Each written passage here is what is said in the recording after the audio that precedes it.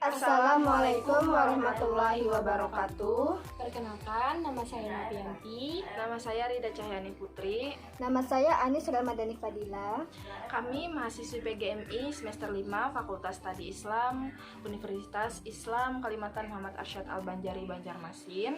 Video ini kami persembahkan untuk memenuhi tugas mata kuliah Pendidikan Matematika SD atau MI kelas rendah yang diampu oleh Bapak Muhammad Fahmi Arifin, MPD.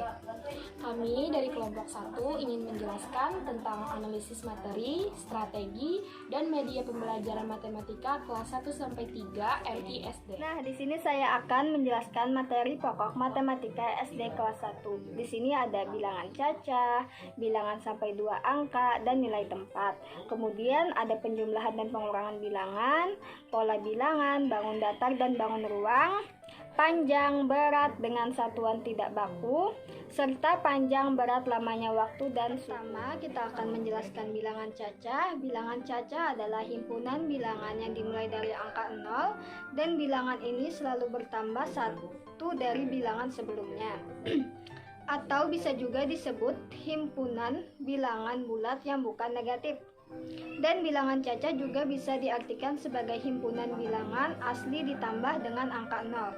Contoh bilangan cacah ada 0, 1, 2, 3, 4, 5, 6, 7, 8, 9, 10, dan seterusnya. Ini contoh soalnya.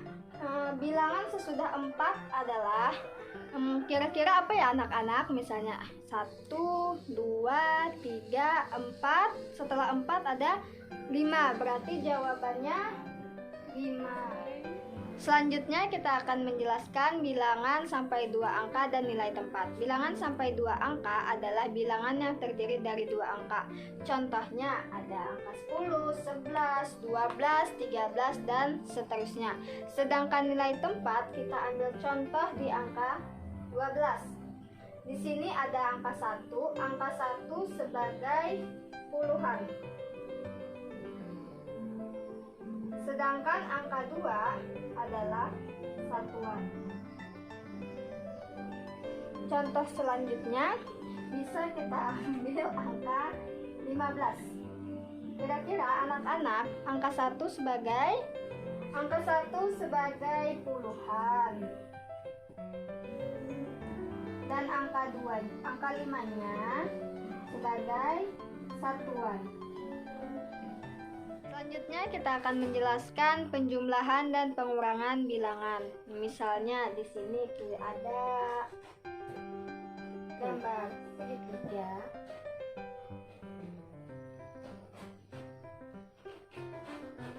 Ada 2 segitiga, kemudian ditambah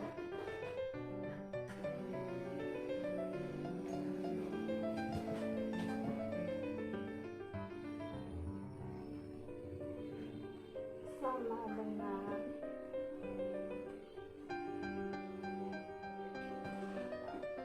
kira-kira berapa hasilnya?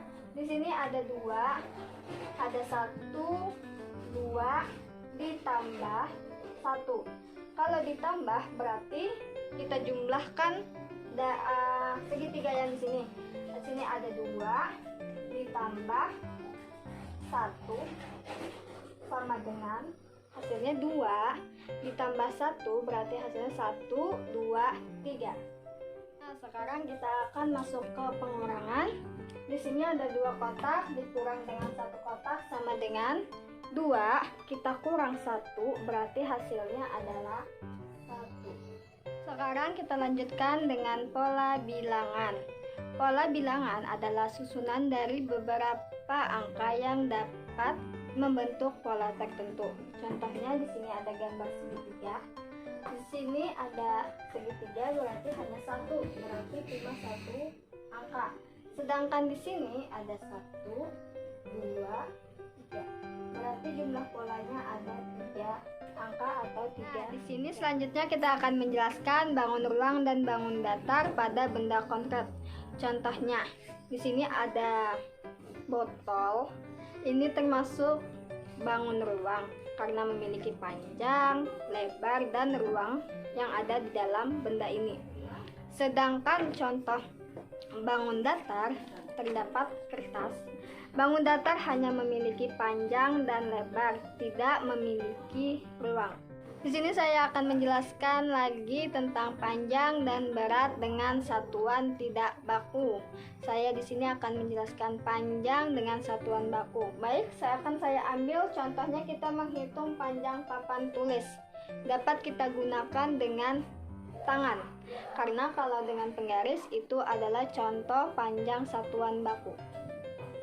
Di sini disebut 1 jangkal, 2 jangkal, dan 3 jangkal.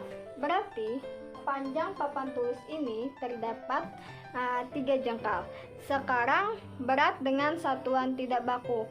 Contoh alatnya namanya adalah mayam. Mayam itu biasanya digunakan untuk menimbang berat emas. Akhir di sini saya akan menjelaskan panjang, berat, lamanya waktu, dan suhu. Contoh panjang bisa kita ambil dari botol ini. Dari sini sampai sini disebut panjang. Sedangkan berat adalah ketentuan botol ini. Misalnya ini lagi ringan. Sedangkan jika kita isi air akan menjadi berat. Lamanya waktu misalnya dari sekolah ke rumah 30 menit atau 1 jam perjalanan. Itu adalah suhu menunjukkan derajat panas benda.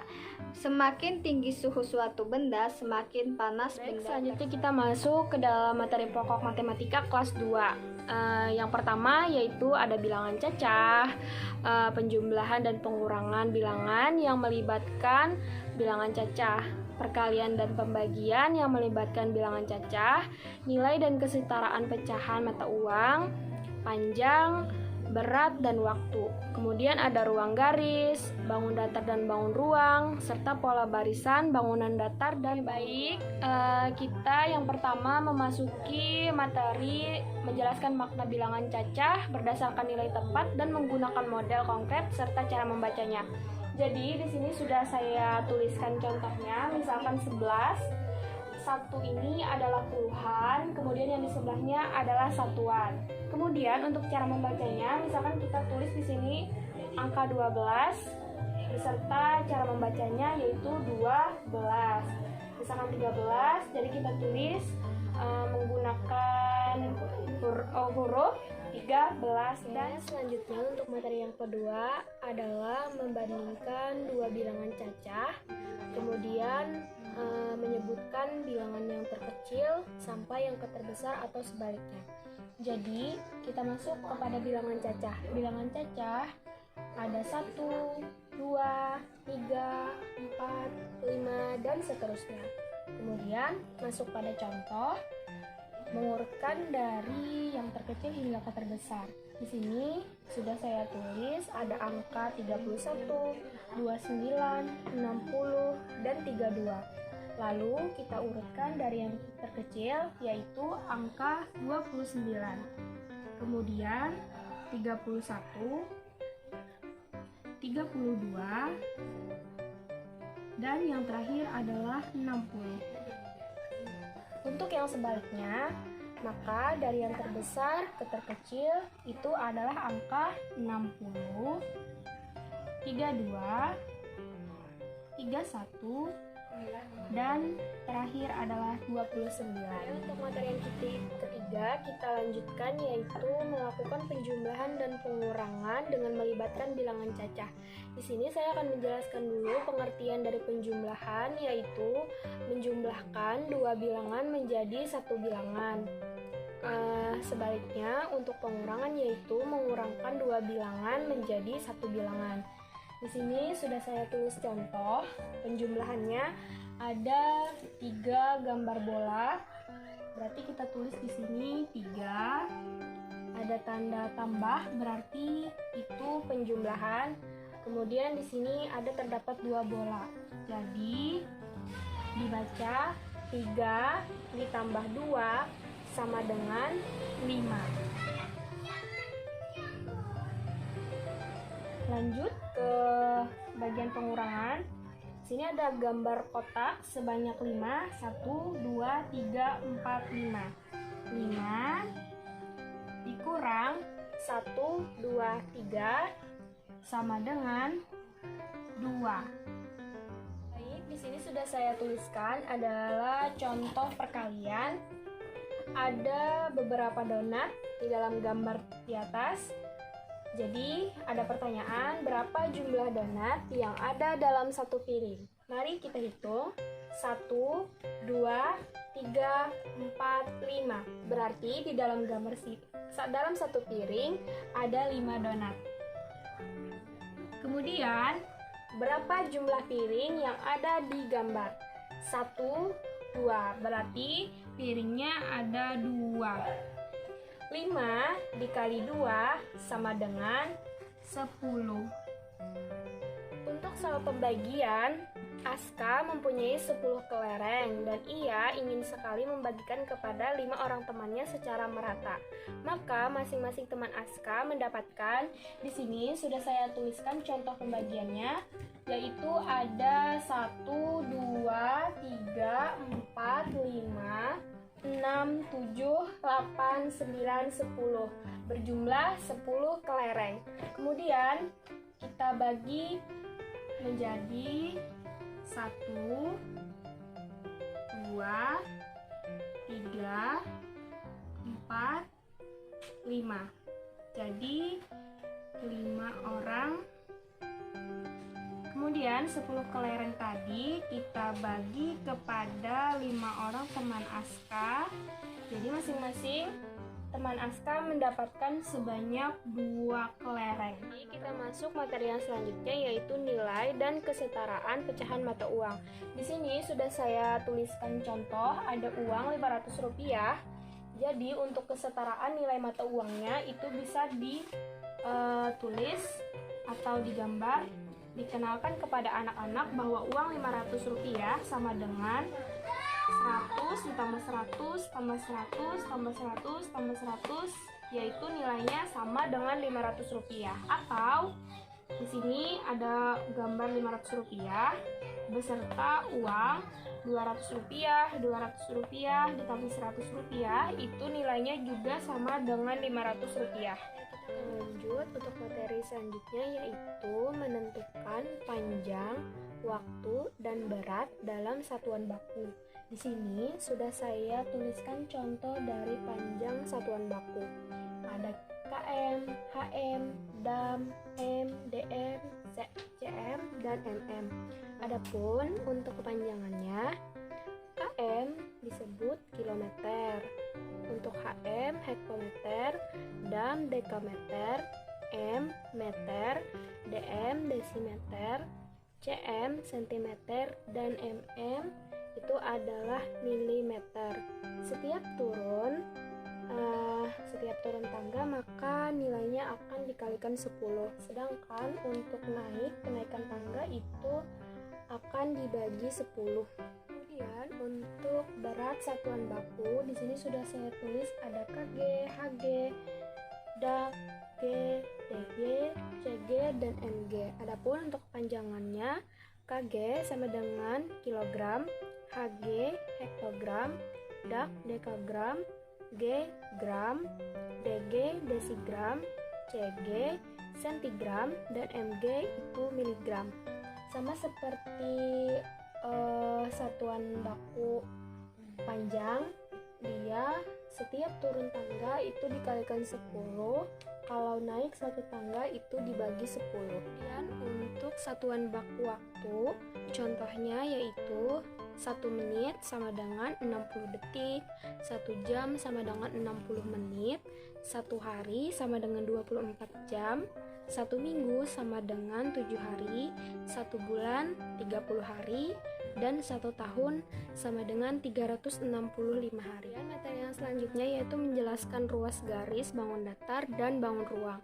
Di sini saya akan menjelaskan dulu pengertian dari ruas garis pada bangun datar, yaitu adalah sisi-sisi yang membatasi sebuah bangun datar. Contohnya pada sebuah papan tulis, dari sisi atas ke sisi samping itu disebut sisi-sisi yang membatasi sebuah bangun datar. Kemudian untuk pengertian ruas garis bangun ruang, yaitu bagian dari bangun ruang disebut sisi, rusuk, dan titik sudut. Sisi adalah bidang yang membatasi bangun ruang tersebut. Rusuk ini berupa ruas garis pada bangun ruang. Yang selanjutnya yaitu ciri dari bangun datar dan bangun ruang. Untuk bangun datar, di sini saya ambil contoh dari sifat-sifat persegi, yaitu memiliki 4 ruas garis. Keempat ruas garis itu juga sama panjang, memiliki 4 buah sudut sama besar. Kemudian dari bangun ruang saya ambil contoh yaitu kubus. Ciri-cirinya memiliki 12 rusuk yang sama panjang, memiliki 6 buah sisi yang berbentuk persegi, memiliki 8 buah titik sudut, memiliki 12 diagonal bidang yang sama panjang, dan yang terakhir memiliki 4 diagonal ruang yang sama panjang. Dan untuk materi yang terakhir yaitu menentukan pola barisan bangun datar dan pola barisan bangun ruang. Di sini sudah saya gambarkan contoh dari pola barisan bangun datar. Di antaranya ada segitiga, lingkaran, persegi. Masih banyak yang lainnya lagi seperti persegi panjang, trapesium, jajar genjang, dan belak ketupat. Kemudian untuk bangun ruang di sini saya gambarkan yaitu sebuah balok. Dan contoh lainnya ada kerucut, ada kubus, ada prisma, dan tabung. Nah, sekarang masuk ke materi pokok matematika SD kelas 3. Di kelas 3, materi pokok matematika itu ada operasi hitung pada bilangan cacah dan pecahan sederhana, jumlah selisih hasil kali atau hasil bagi dua bilangan cacah, pecahan sebagai bagian dari keseluruhan, penjumlahan dan pengurangan pecahan, satuan baku untuk panjang, berat, dan waktu, luas dan volume dalam satuan tidak baku, simetri lipat, simetri putar pada bangunan datar, keliling bangun datar, jenis sudut, bangun datar berdasarkan sifat-sifatnya, dan data berkaitan dengan diri peserta didik. Baik, kita langsung masuk ke materi pertama yaitu operasi hitung pada bilangan cacah. Operasi hitung pada bilangan cacah terdiri atas penjumlahan, pengurangan, pembagian, perkalian. Nah, contoh penjumlahan dan pengurangan misalnya di sini ada 10 ditambah 2 dikurang 3. Kalau operasi hitung yang seperti ini, kita harus memulai dari operasi hitung yang paling depan atau yang paling kiri. Berarti 10 ditambah 2 dulu yang dikerjakan. 10 ditambah 2 adalah 12. Kemudian 12 dikurang 3 yaitu 9. Nah, untuk pembagian dan perkalian, misalnya 10 dikali 2 dibagi 4. Teman-teman, begitu pula dengan pembagian dan perkalian. Kalau operasi hitungnya campuran seperti ini, itu didahulukan dulu yang paling kiri atau yang paling depan, yaitu 10 dikali 2 adalah 20, lalu 20 dibagi 4 berarti jawabannya adalah 5. Nah, seperti itu contoh operasi hitung pada bilangan cacah. Nah, kita masuk pada materi yang kedua yaitu bilangan cacah dan pecahan sederhana. Di sini saya akan menggambarkan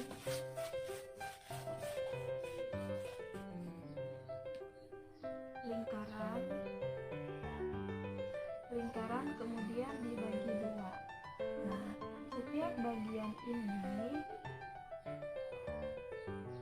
itu dilambangkan dengan 1/2 karena satu bagian ini merupakan bagian dari 2 ini, jadi setengahnya itu adalah 1/2.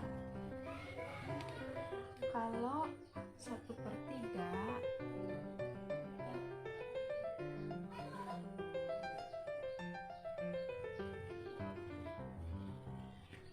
seperti ini juga bisa. Nah, karena ini satu segitiga dibagi menjadi 3 bagian, 1, 2, 3, maka di sini daerah yang saya arsir adalah satu bagian dari 3 potongan. Nah, jadi seperti ini. Kalau satu bagian dibagi 2 itu dilambangkan dengan 1/2. Kalau satu bagian ini keseluruhan dibagi 3 menjadi 3 bagian, itu dilambangkan dengan 1/3. Nah, untuk contoh soalnya, sini saya akan menggambarkan sebuah potongan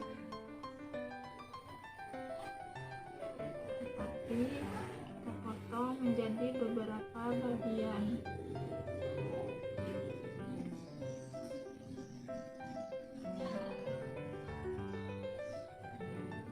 Nah, anggap saja ini adalah potongan pizza.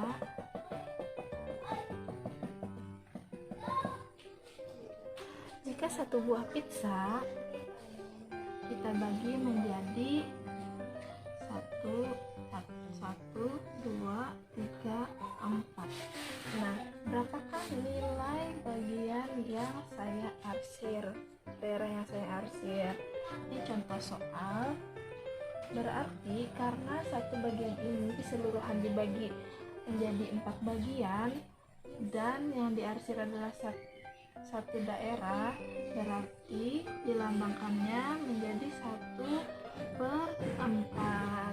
Nah, materi yang selanjutnya yaitu jumlah, selisih, hasil kali atau hasil bagi dua bilangan cacah.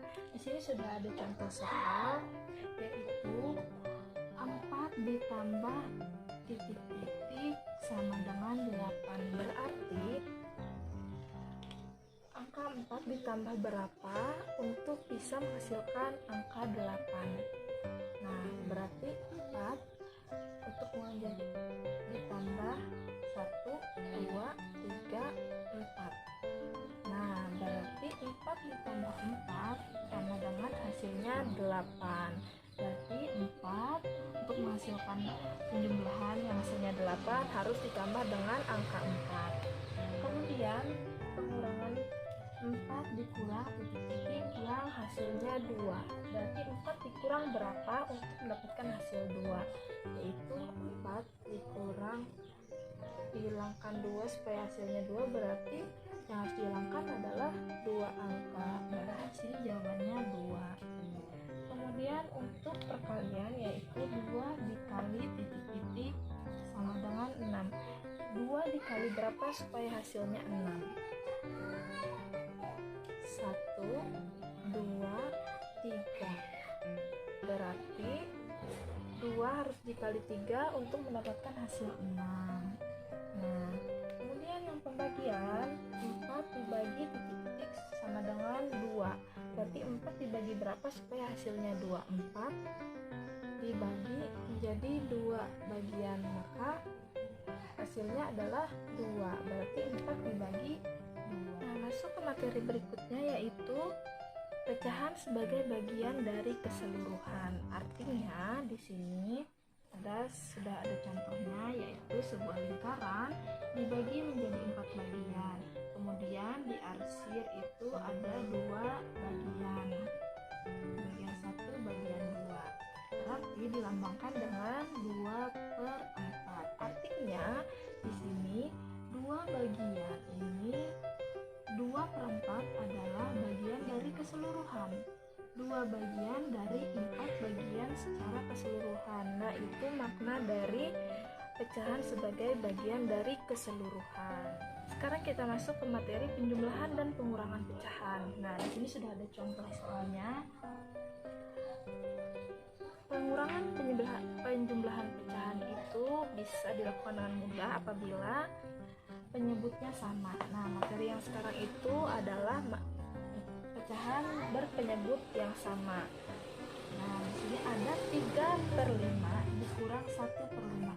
Karena penyebutnya sama, maka menjumlahkannya langsung menjumlahkan yang di atasnya aja. Angka yang di atasnya yaitu 3 dikurang 1/5 adalah 4/5. Nah, ini hasilnya. Jadi kalau penyebutnya sama, kita cuma menjumlahkan atau mengurangkan pembilangnya saja, yaitu angka yang ada di atas. Kemudian untuk penjumlahan pun sama seperti itu. Jika penyebutnya sama, maka tinggal menjumlahkan pembilang ukurannya saja, yaitu 4 ditambah 1/5 sama dengan 5/5 atau hasilnya adalah 1. Nah, materi yang selanjutnya yaitu satuan baku untuk waktu. Di sini kita contohkan adalah 1 menit sama dengan titik-titik detik. 1 jam sama dengan titik-titik menit. Nah, 1 menit itu terdiri dari 60 detik. 60 detik, sedangkan 1 jam sama dengan 60 menit. Jadi, setiap 1 menit itu adalah sama dengan 60 detik dan setiap 1 jam adalah 60 menit. Kita masuk ke materi satuan baku untuk luas dan volume. Nah, untuk luas ini sudah ada contoh, yaitu luas dengan menggunakan satuan tidak baku. Contohnya adalah meja tulis.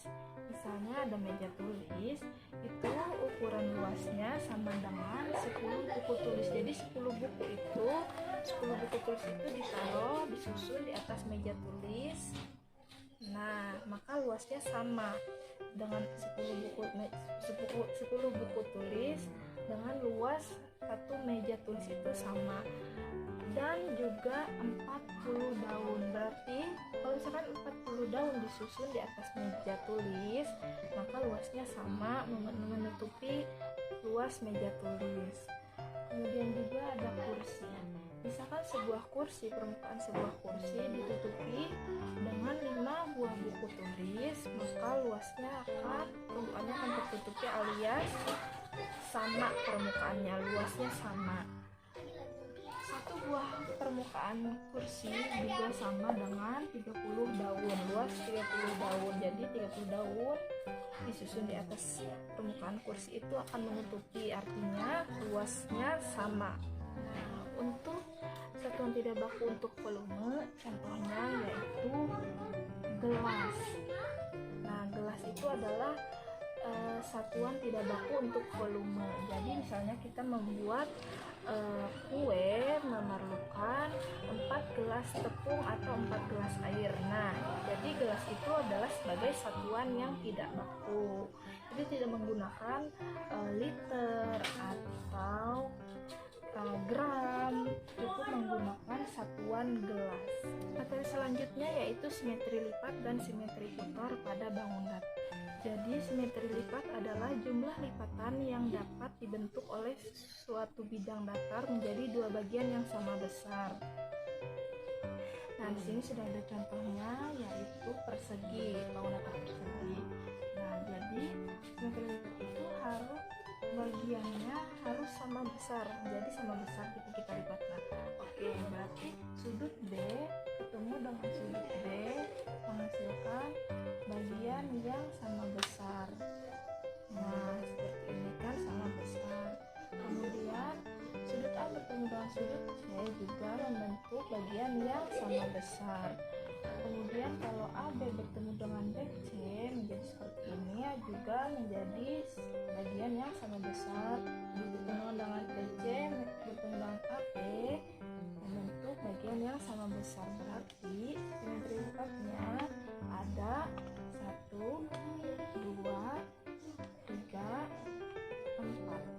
Nah, pada bangun datar persegi terdapat 4 simetri lipat. Nah, kemudian untuk bangun simetri putar adalah jumlah putaran yang dapat dilakukan terhadap suatu bangun datar di mana hasil putarannya akan membentuk pola yang sama sebelum diputar, namun bukan kembali ke posisi awal. Jadi contohnya adalah persegi panjang. Nah, ini posisi sudut di awal. Jika kita putar sampai membentuk ke posisi yang sama, itu disebut dengan simetri putar, tetapi sudutnya harus berbeda. Tadi kan A nya di atas, sekarang C yang di atas. Nah, kalau kita putar lagi, akan kembali ke posisi semula. Berarti simetri putar pada persegi panjang cuman ada 2, karena posisi A, B, C, D dengan C, D, A, B. Nah, sampai di sini paham? Materi selanjutnya yaitu keliling bangun datar. Di sini ada persegi. Nah, rumus mencari keliling persegi adalah karena di sini ada 4 sisi. Sisi 1, sisi 2, sisi 3, sisi 4 yang sama panjangnya. Berarti rumus keliling sama dengan sisi 1 ditambah sisi 2 ditambah sisi 3 ditambah sisi 4. Atau karena setiap sisi memiliki sama panjang, berarti bisa juga rumusnya dirubah menjadi 4 dikali sisi. Nah, kemudian sekarang kita berpindah ke bangun datar persegi. Segitiga maksudnya. Nah, segitiga sama kaki. Ini segitiga sama kaki. Nah, jadi segitiga memiliki 3 sisi, yaitu sisi 1, sisi 2, dan sisi 3. Tetapi sisi 1 dan sisi 2 memiliki sama panjangnya sama ya. Berarti kelilingnya sama dengan sisi 1 ditambah sisi 2 ditambah sisi 3, atau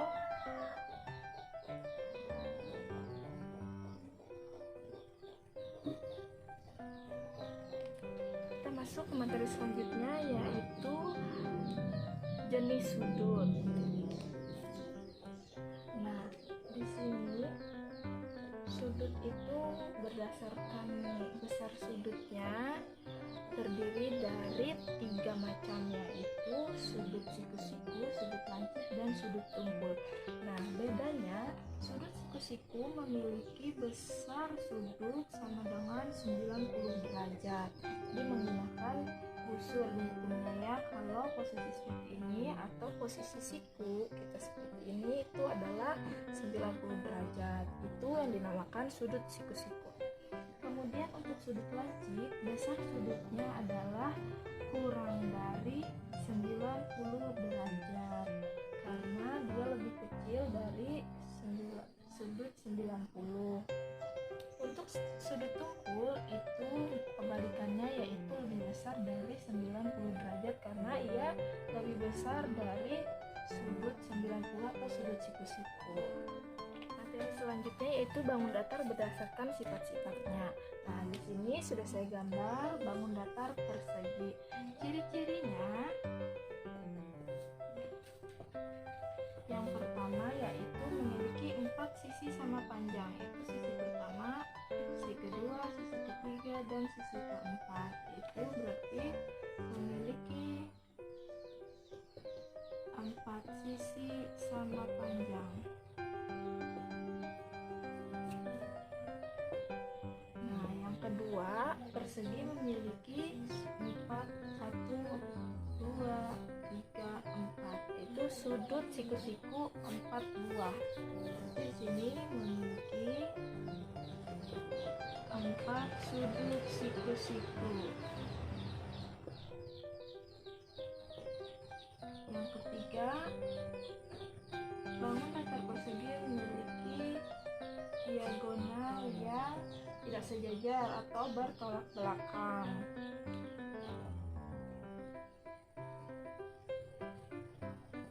Diagonal bertolak belakang. Nah, bangun datar selanjutnya yaitu persegi panjang. Sama dengan persegi panjang memiliki 4 sisi, tetapi 2 sisi memiliki panjangnya sama besar, yaitu sisi atas, sisi bawah, dan sisi kanan dan kiri itu sama besar, sisi atas dan sisi bawah sama besar. Berarti ciri-cirinya memiliki dua sisi, dua pasang sisi sama besar. Yang kedua sama memiliki 4 sudut siku-siku, sama seperti persegi, memiliki 4 sudut siku-siku. Yang ketiga juga sama dengan persegi, yaitu memiliki diagonal yang tidak sama panjang. Dua diagonal tidak sama panjang.